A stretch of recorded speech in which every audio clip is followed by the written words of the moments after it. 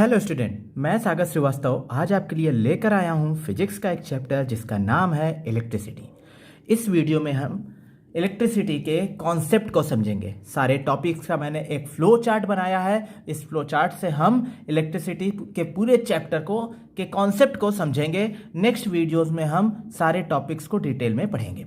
तो आइए देखते हैं। इलेक्ट्रिसिटी का फर्स्ट टॉपिक है हमारा electric current. What is electric current? क्या होता है electric current? Rate of flow of electric charges is called electric current. Per unit time में फ्लो ऑफ इलेक्ट्रिक चार्ज किसी सर्किट में, वही हमारा इलेक्ट्रिक करंट कहलाता है। किसी सर्किट में एक यूनिट टाइम में जितना चार्ज फ्लो करेगा उसे हम इलेक्ट्रिक करंट कहेंगे।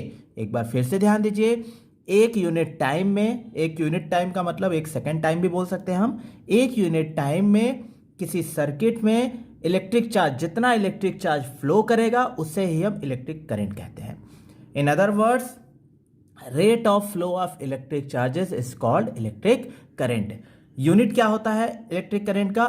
एम्पियर होता है, जिसको कैपिटल ए से रिप्रेजेंट करते हैं। फॉर्मूला क्या होता है इलेक्ट्रिक करंट का? I is equal to Q upon T, जहां पर क्यू इलेक्ट्रिक चार्ज है जिसका यूनिट कुलाम्ब होता है और टी टाइम है जिसका यूनिट सेकंड होता है। तो कुलाम्ब पर सेकंड, जिसे हम एम्पियर कहते हैं। करंट को मेजर किससे करते हैं? अमीटर से मेजर करते हैं। अमीटर को किसी सर्किट में सीरीज कॉम्बिनेशन में ऐड करते हैं। वो आगे चल के भी हम पढ़ेंगे, जब हम लोग डिटेल में पढ़ेंगे तो इसके बारे में पढ़ेंगे। नाउ फर्स्ट टॉपिक हमारा इलेक्ट्रिक करंट, जिसकी डिफिनीशन होती है rate of flow of electric charge. Unit होता है एम्पियर। फॉर्मूला होता है I is equal to Q upon T. Measure किया जाता है अमीटर से। अमीटर का सिंबल ऐसा होता है। नाउ नेक्स्ट टॉपिक, अभी हमने जब इलेक्ट्रिक करंट के डिफिनीशन को देखा था तो उसमें एक वर्ड आया था इलेक्ट्रिक सर्किट, सर्किट डायग्राम। ठीक है, किसी सर्किट में जब फ्लो ऑफ चार्ज होता है यूनिट टाइम में तो उसे इलेक्ट्रिक करंट कहते हैं। तो ये सर्किट होता क्या है, सर्किट डायग्राम क्या होता है, आइए देखते हैं। कुछ इस तरीके का डायग्राम जिसमें कनेक्टिंग वायर के through ammeter, resistor, voltmeter, battery, switch, ये सारे कनेक्ट होते हैं। इसे हम बोलते हैं सर्किट डायग्राम। देखिए, ये अमीटर है, यहां बैटरी कनेक्ट है, सेल प्लस माइनस, प्लस से माइनस की तरफ करंट का फ्लो होता है हमेशा। याद रखिएगा, करंट का फ्लो हमेशा प्लस से माइनस की तरफ होता है। यहां सीरीज कॉम्बिनेशन में अमीटर लगाया गया है, वोल्टमीटर पैरेलल में लगाया गया है रजिस्टर के। इस तरीके का एक डायग्राम जिसे हम सर्किट डायग्राम कहते हैं। कुछ इसमें सिंबलिक रिप्रेजेंटेशन है, जैसे स्विच का किससे रिप्रेजेंट करते हैं? सिंबल क्या होता है स्विच का? अगर स्विच क्लोज है तो सिंबल कुछ ऐसा होगा। क्लोज का मतलब कि जब सर्किट में करंट फ्लो करेगा, अगर स्विच क्लोज है तो सर्किट में करंट फ्लो करेगा और बल्ब ग्लो करेगा। अगर स्विच ओपन है तो कुछ इस तरीके का सिंबल होगा। यहाँ पर करंट देखिए पूरा नहीं जा रहा है, सर्किट ब्रेक हो जा रही है। करंट एक तरफ से दूसरी तरफ नहीं जाएगा, करंट का फ्लो नहीं होगा तो बल्ब ग्लो नहीं करेगा। जब स्विच ओपन रहेगा तो बल्ब ग्लो नहीं करेगा, मतलब करंट फ्लो नहीं करेगा सर्किट में। ये बल्ब का सिंबल है, यह है गैल्वेनोमीटर का सिंबल। गैल्वेनोमीटर का यूज क्या होता है? किसी सर्किट में करंट है या नहीं है इसका पता गैल्वेनोमीटर से चलता है। गैल्वेनोमीटर में अगर निडल में रिफ्लेक्शन होता है तो उससे हमको पता चल जाता है कि इसमें करंट है, अदरवाइज इसमें करंट फिर नहीं रहेगा। तो गैल्वेनोमीटर का यूज होता है किसी सर्किट में ये देखना कि इस सर्किट में करंट है या नहीं है। चलिए अब आगे देखते हैं। इलेक्ट्रिक पोटेंशियल क्या होता है? इलेक्ट्रिक पोटेंशियल डिफिनीशन क्या होती है इसकी? Work done to move a unit charge. एक यूनिट चार्ज को मूव करने में जितना वर्क डन लग रहा है यही होता है हमारा इलेक्ट्रिक पोटेंशियल। यूनिट क्या होता है इसका? वोल्ट होता है। फॉर्मूला क्या होता है? V is equal to W upon Q, जहां पर W क्या है? वर्क है, Q चार्ज है। वर्क का यूनिट जूल होता है, चार्ज का यूनिट कुलाम्ब होता है, जूल पर कुलाम्ब, जिसे हम वोल्ट बोलते हैं। मेजर किससे करते हैं? वोल्टमीटर से मेजर करते हैं। सिंबल कुछ इस तरीके से है। तो इलेक्ट्रिक पोटेंशियल डिफिनीशन हो गया work done to move a unit charge, unit हो गया वोल्ट, फॉर्मूला हो गया V is equal to W upon Q. Measure करते हैं हम वोल्टमीटर से, जिसका सिंबल कुछ ऐसा होता है। नाउ अब आगे हम देखते हैं। नेक्स्ट टॉपिक हमारा आता है ओम्स लॉ। क्या होता है ohm's law? At constant temperature V is equal to I R, यही हमारा ओम्स लॉ है। इसको हम डिटेल में जब टॉपिक पढ़ेंगे तब उस समय देखेंगे क्या होता है। फिलहाल एक कॉन्सेप्ट समझ लेते हैं, at constant temperature V is equal to I R, या हम लोग जब ओम्स लॉ के बारे में पढ़ेंगे डिटेल में तो उसमें यह बताया जाएगा कि ohm's law states that potential difference between two terminal is directly proportional to the current flowing through a circuit. तो किसी सर्किट में में दो पॉइंट के बीच का जो पोटेंशियल डिफरेंस है वो डायरेक्टली प्रोपोर्शनल होता है उस सर्किट में फ्लो कर रहे करंट के। Now ohm's law at constant temperature V is equal to I R होता है। अब यहां पर R लेटर यूज हुआ है, ये R क्या है, ये R है रेजिस्टेंस। अब आगे हम देखेंगे रेजिस्टेंस के बारे में।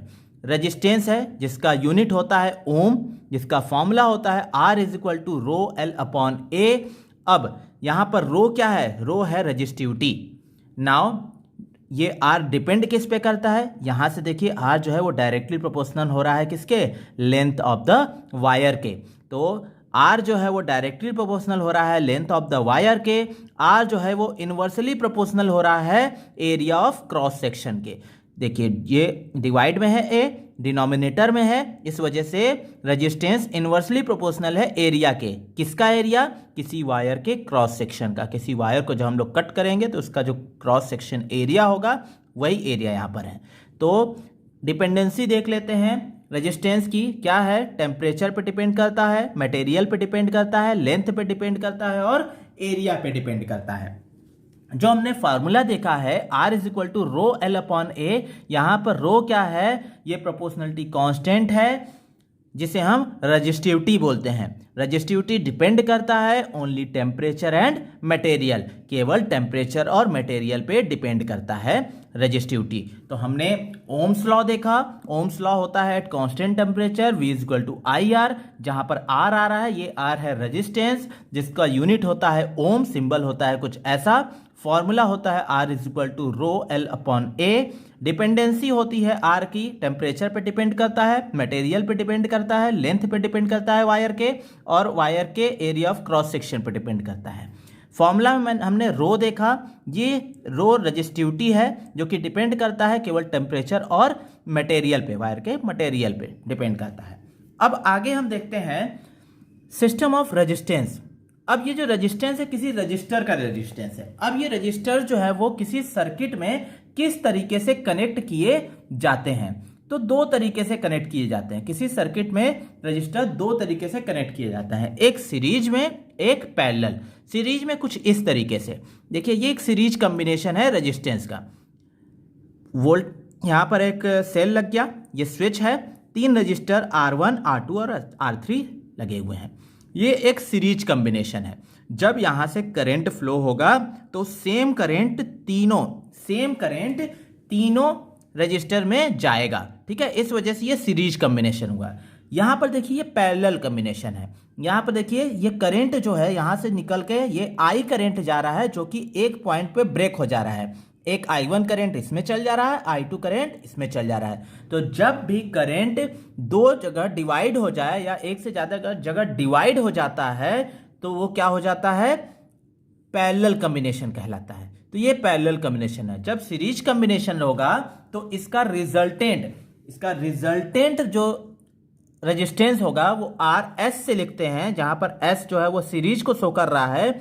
RS इज इक्वल टू होगा R1 plus R2 plus R3, ये सीरीज कॉम्बिनेशन में होगा। Parallel combination 1 upon RP is equal to 1 upon R1 plus 1 upon R2 plus 1 upon R3, या P से पैरेलल है।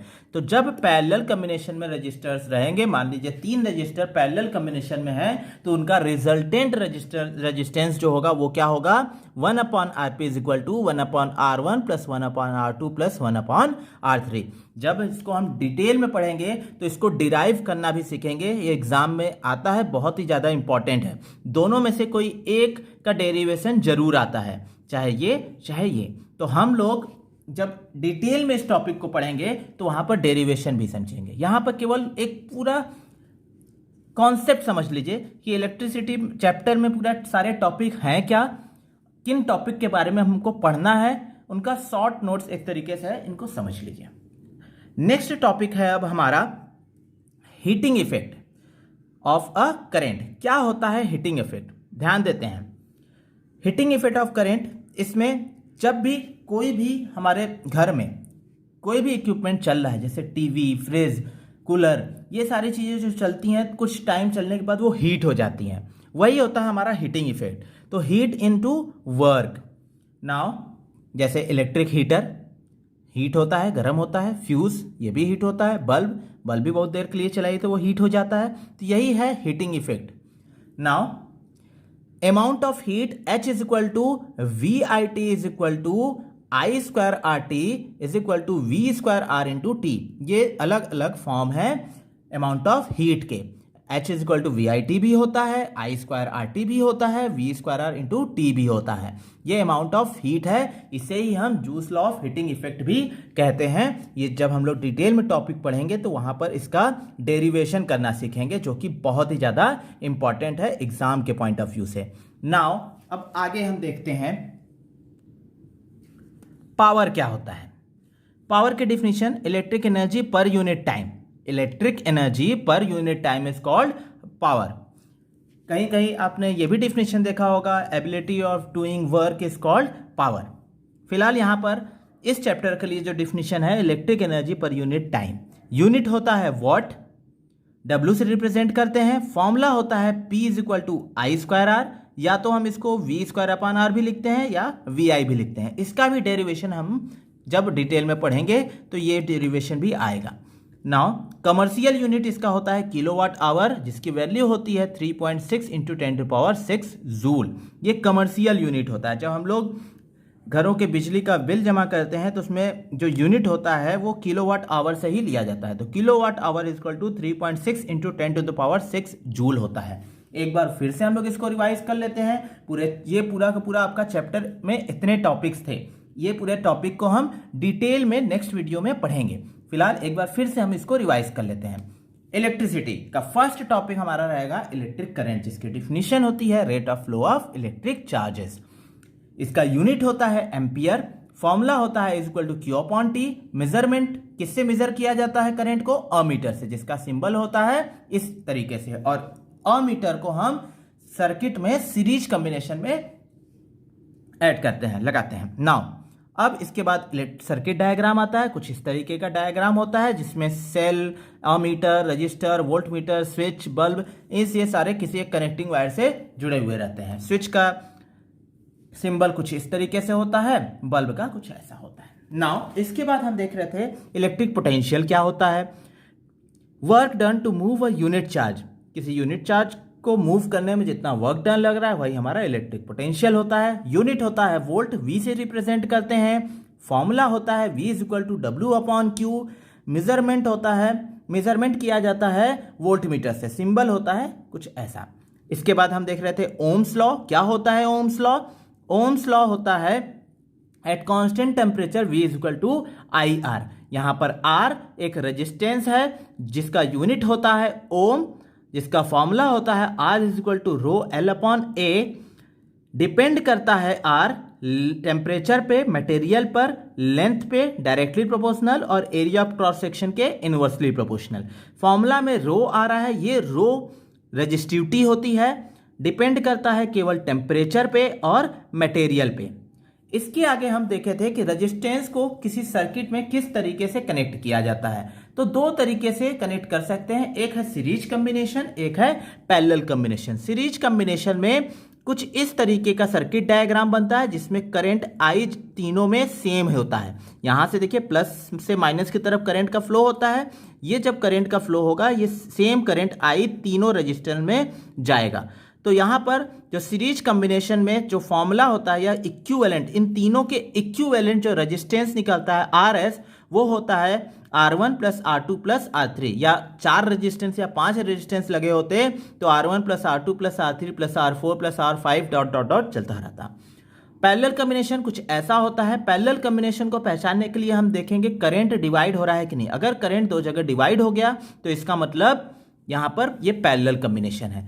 पैरेलल कम्बिनेशन के लिए जो इक्विवेलेंट रेजिस्टेंस होता है उसका फॉर्मूला होता है 1/Rp is equal to 1/R1 plus 1/R2 plus 1/R3 dot dot dot. ये होता है पैरेलल कम्बिनेशन। इसके बाद हमने देखा था हीटिंग इफेक्ट।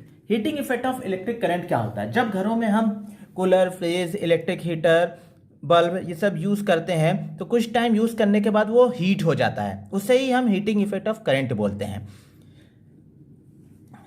क्या होता है amount of heat? Amount of heat is equal to होता है H is equal to VIT या तो फिर I²RT या फिर V² upon R into T होता है। इसे हम joules law of heating effect भी बोलते हैं।